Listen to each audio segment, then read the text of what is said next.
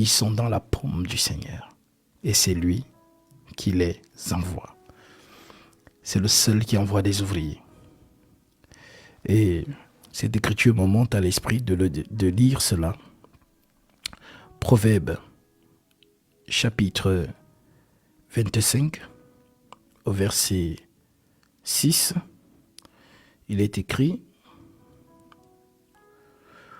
ôte le méchant, les coris. Je prends en partie verset 4. Ôte le méchant, les coris, et il en sortira un vase pour le fondeur. Alléluia. La sœur a parlé du vase tout à l'heure. Nous sommes des vases, prédestinés dès avant la fondation du monde. Et Paul avant moi. Ôte l'argent, les coris, et il en sortira un vase pour le fondeur. Ôte le méchant de devant le roi, et son trône s'affermira. Ne t'élève pas devant le roi, et ne prends pas la place des grands. Car il vaut mieux qu'on te dise « monte ici » que si l'on t'abaisse devant le prince que tes yeux voient. C'est profond. On ne prend pas la place des grands. La place des grands sont ceux-là qui sont ouvriers avec le Père. C'est le Seigneur qui les appelle dans cette place-là.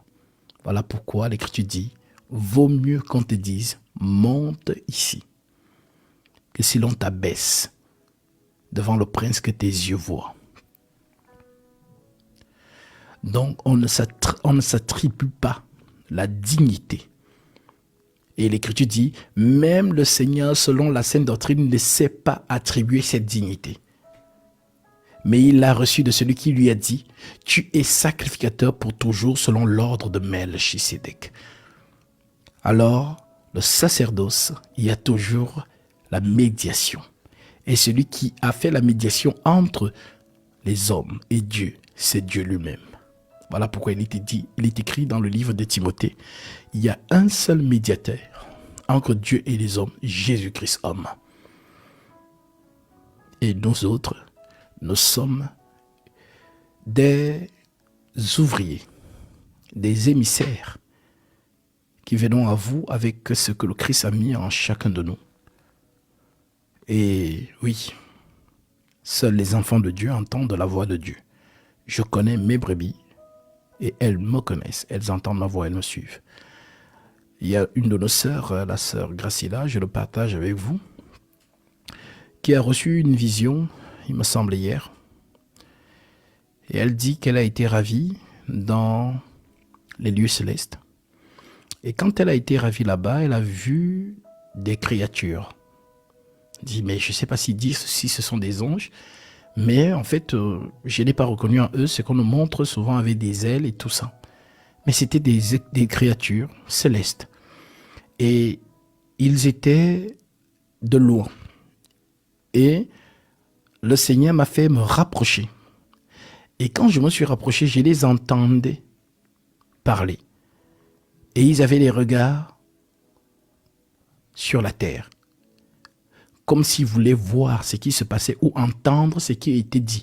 Parce qu'ils voyaient un homme où il y avait des gens qui prêtaient l'oreille à ce qu'il disait. Et ils se demandaient, mais qu'est-ce qu'il est en train de leur raconter? Et pendant qu'elle pense à ça, qu'elle est en train d'entendre ça, de ces êtres qui sont en train de dire, alors une écriture, elle entend une écriture. L'écriture dit, les anges désirent plonger leur regard. 1 Pierre chapitre 1, effectivement. Je vais lire ça, parce que la parole de Dieu est vivante. L'Écriture dit dans l'épître de 1 Pierre, chapitre 1, au verset 10, il est écrit: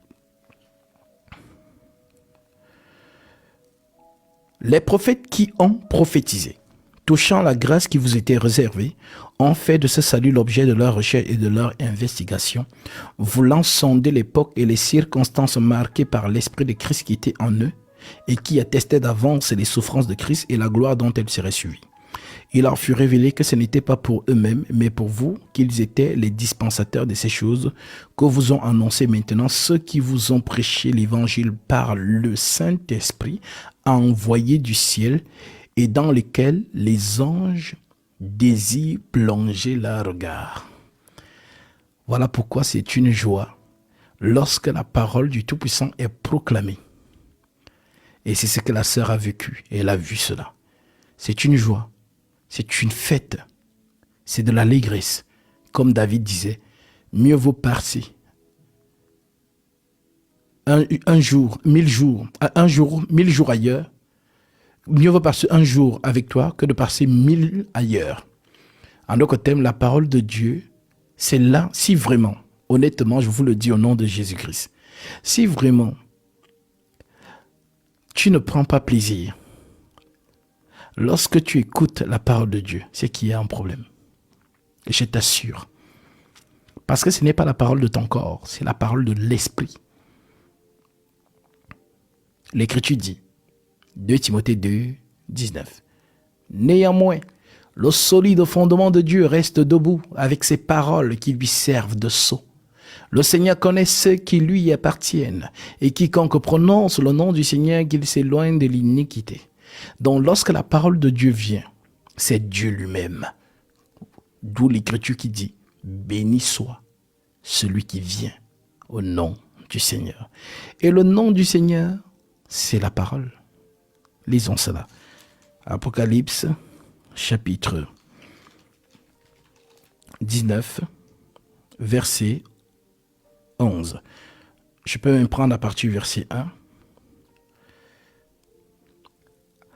Après cela, j'entendis dans le ciel comme une voix forte d'une foule nombreuse et qui disait, Alléluia! Le salut, la gloire et la puissance sont à notre Dieu, parce que ses jugements sont véritables et justes, car il a jugé la grande prostituée qui corrompait la terre par son impudicité. Et il a vengé le sang de ses serviteurs en leur redemandant de sa main. Il dit une seconde fois, Alléluia! Et sa fumée monte au siècle des siècles. Et les 24 vieillards et les 4 êtres vivants se prosternèrent et adorèrent Dieu, assis sur le trône, en disant, Amen, Alléluia! Et une voix sortit du trône, disant, Louez notre Dieu, vous tous ses serviteurs, vous qui le craignez, petits et grands. Et j'entendis comme une voix d'une foule nombreuse, comme un bruit de grandes eaux, et comme un bruit de fortes tonnerres, disant, Alléluia, car le Seigneur notre Dieu Tout-Puissant est entré dans son règne. Réjouissons-nous et soyons dans l'allégresse, et donnons-lui gloire, car les noces de l'agneau sont venues, et son épouse s'est préparée. Et il lui a été donné de se revêtir d'un fin lin éclatant, pur. Car le fin lin, ce sont les œuvres des justes, des saints. L'ange me dit, écris heureux ceux qui sont appelés au festin de noces de l'agneau. Et il me dit, ces paroles sont les véritables paroles de Dieu. Et je tombais à ses pieds pour l'adorer. Mais il me dit, garde-toi de le faire. Je suis ton compagnon de service et celui de tes frères qui ont le témoignage de Jésus. Adore Dieu, car le témoignage de Jésus est l'esprit de la prophétie. Verset 11. Puis je vis le ciel ouvert, et voici parut un cheval blanc. Celui qui le montait s'appelle fidèle et véritable, et il juge et combat avec justice. Ses yeux étaient écrits, et ses yeux sont comme des flammes de feu. Sur sa tête étaient plusieurs diadèmes. Et il avait un nom écrit que personne ne connaît, si ce n'est lui-même. Et il était revêtu d'un vêtement teint de sang. Son nom est la parole de Dieu. Son nom est la parole de Dieu. Alors lorsque nous vous proclamons cette parole, nous sommes en train de proclamer le nom du Seigneur sur vous. Alors oui, béni soit celui qui vient au nom du Seigneur. Les armées qui sont dans le ciel le suivaient sur des chevaux blancs, revêtus d'un fin lin blanc pur. De sa bouche sortait une épée aiguë pour frapper les nations, et il les pétra avec une verge de fer, et il foulera la cuve de vin de l'ardente colère du Dieu Tout-Puissant. Il avait sur son vêtement et sur sa cuisse un nom écrit, Roi des rois et Seigneur des seigneurs. Et je vis un ange qui se tenait dans le soleil. Alléluia. Et il cria d'une voix forte, disant à tous les oiseaux qui volaient par le milieu du ciel, venez, rassemblez-vous pour le grand festin de Dieu, afin de manger la chair des rois, la chair des chefs militaires, la chair des puissants, la chair des chevaux et la chair de ceux qui les montent, la chair de tous, libres et esclaves, petits et grands. Et je vis la bête et assis sur le cheval et son armée.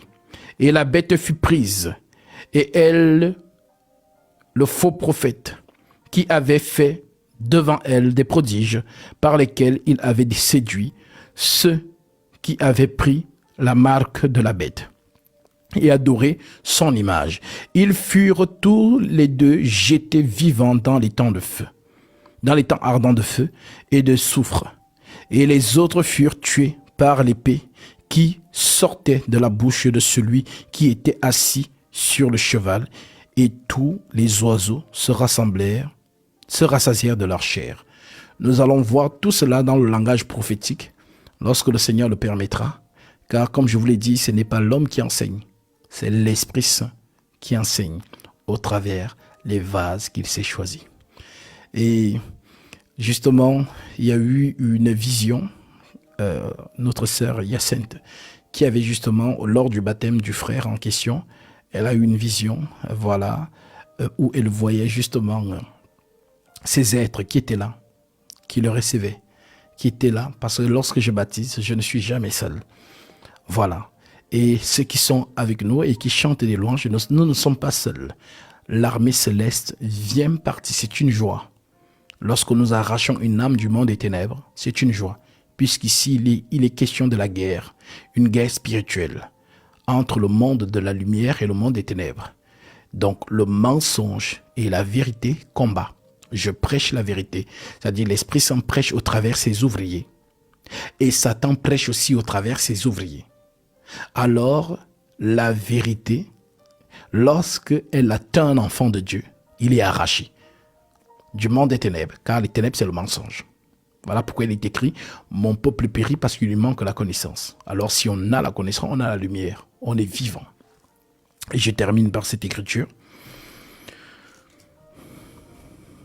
2 Corinthiens, chapitre 11, verset 12, pour ceux qui nous vérifient. L'Écriture dit, « J'agis et j'agirai de la sorte pour ôter ce prétexte à ceux qui cherchent un prétexte, afin qu'ils soient trouvés tels que nous dans les choses dont ils se glorifient. Ces hommes-là, ce sont des faux apôtres, des ouvriers trompeurs, déguisés en apôtres de Christ. Et cela n'est pas étonnant, puisque Satan lui-même se déguise en ange de lumière. Il n'est donc pas étrange que ces ministres se déguisent aussi en ministres de justice. Leur fin sera selon leurs œuvres. En d'autres termes, les vases du Tout-Puissant prêchent par l'Esprit Saint et les vases de Satan prêchent par le faux Saint-Esprit. Ce qu'on appelle Satan aussi se déguise en ange de lumière. Car l'ange de lumière n'est rien d'autre que notre Seigneur Jésus-Christ, la vérité. Voilà pourquoi le Seigneur avait dit à ses disciples, dans Luc 21, 15, vous pouvez vérifier. Je vous donnerai une bouche et une sagesse à laquelle tous vos adversaires ne pourront résister ou contredire. Que Dieu vous bénisse et que le Seigneur bénisse également vous tous qui avez été si nombreux à faire ces offrandes.